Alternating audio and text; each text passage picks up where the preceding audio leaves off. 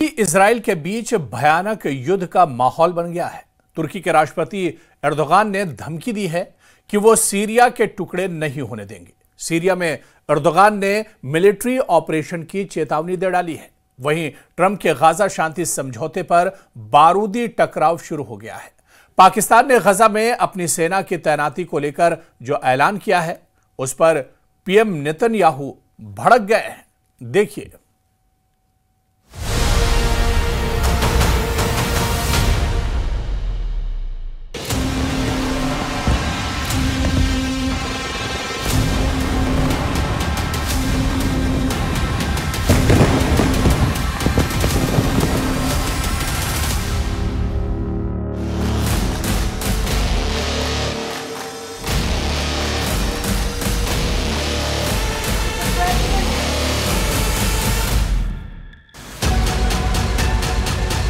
Iran ने आंख दिखाई तो इजराइल ने भयानक हमले से जवाब दिया।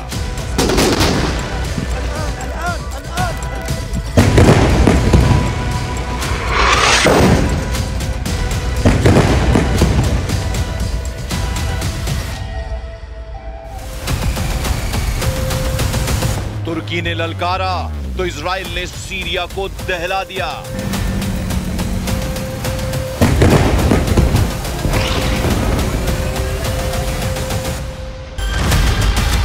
कतर ने हमास को बचाया तो इजराइल ने घर में घुसकर मारा।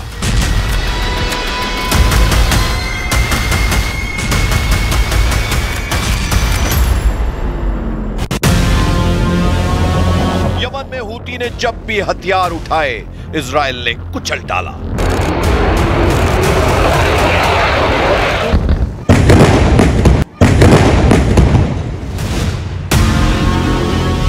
अब पाकिस्तान ने नेतन्याहू को वॉर टेंशन दी है। अंजाम क्या होगा?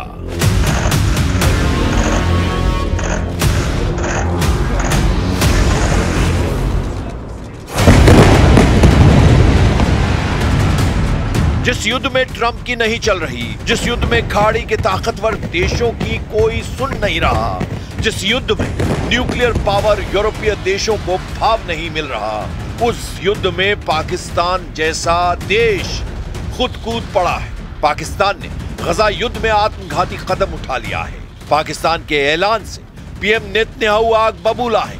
नेतन्याहू का दिमाग इस कदर गर्म है कि वो इस्लामाबाद को गजा बना सकते हैं। पाकिस्तानी जनरल आसिम मुनीर की करतूत ने खाड़ी युद्ध को ज्यादा व्यापक और विस्फोटक बना दिया है।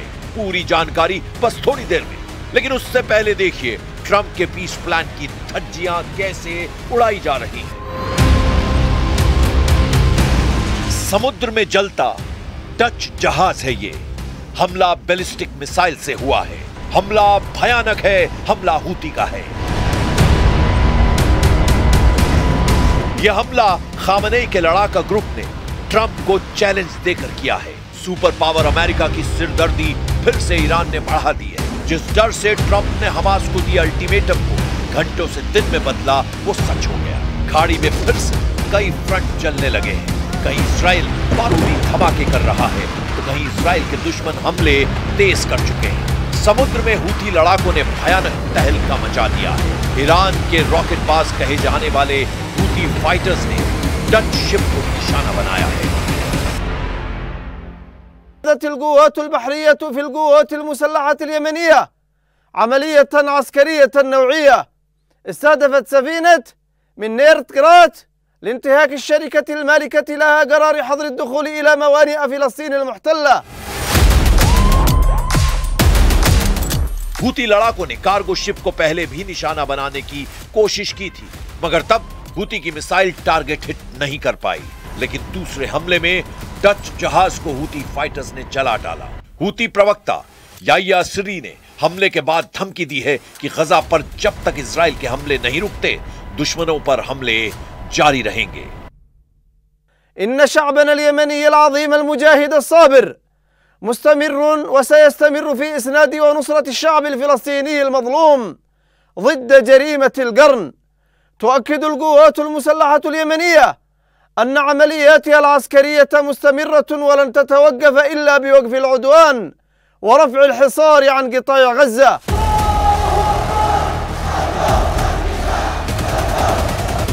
एक तरफ ईरान समर्थित लड़ाके ट्रंप को झटका दे रहे हैं, वहीं दूसरी तरफ ट्रंप ने ईरान को नया ऑफर दिया है। प्रेसिडेंट डोनाल्ड ट्रंप ने अब्राहम एकॉर्ड में ईरान को शामिल होने का ऑफर दिया है। ट्रंप ने यह बात धमकी भरे लहजे में कही है।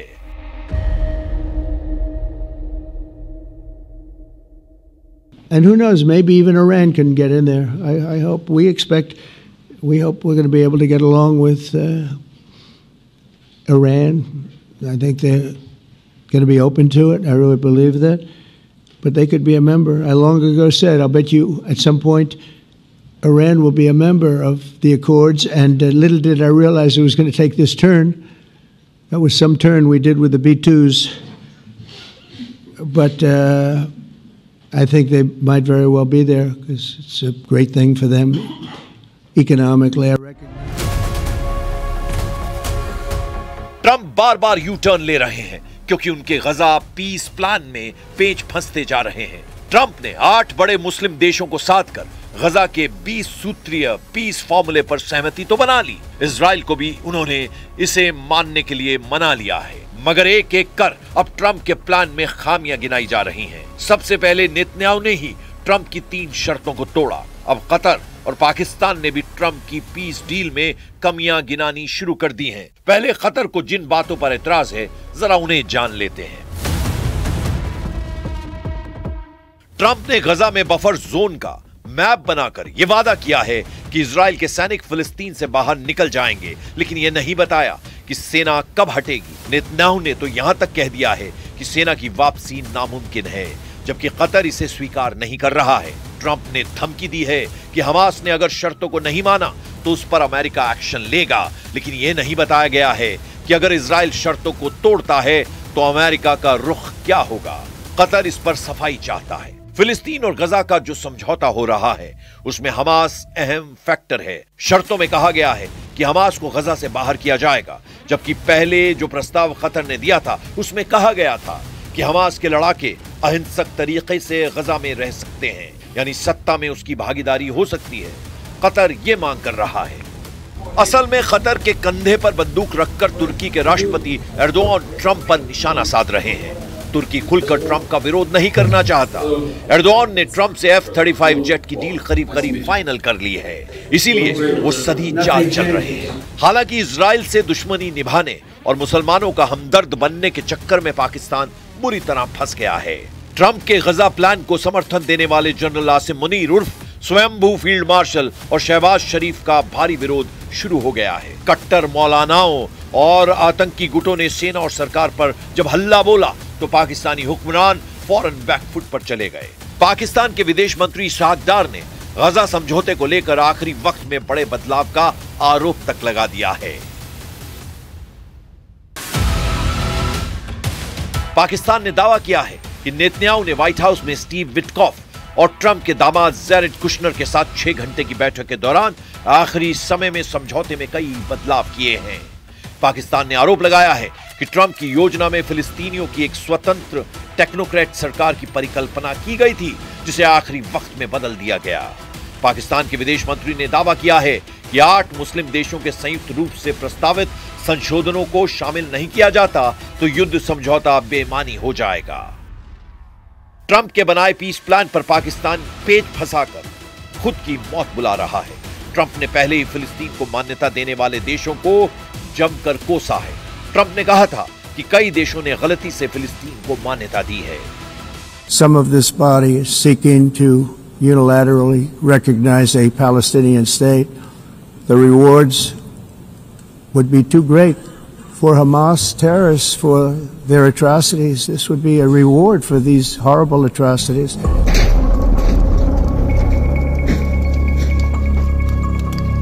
फिलिस्तीनियों के लिए देश की मांग को नेतन्याहू सिरे से खारिज कर चुके हैं। ट्रंप की सभी शर्तों को मानने वाले 8 मुस्लिम देशों पर इसीलिए फिलिस्तीन का नुकसान पहुंचाने की तोहमत लग रही है।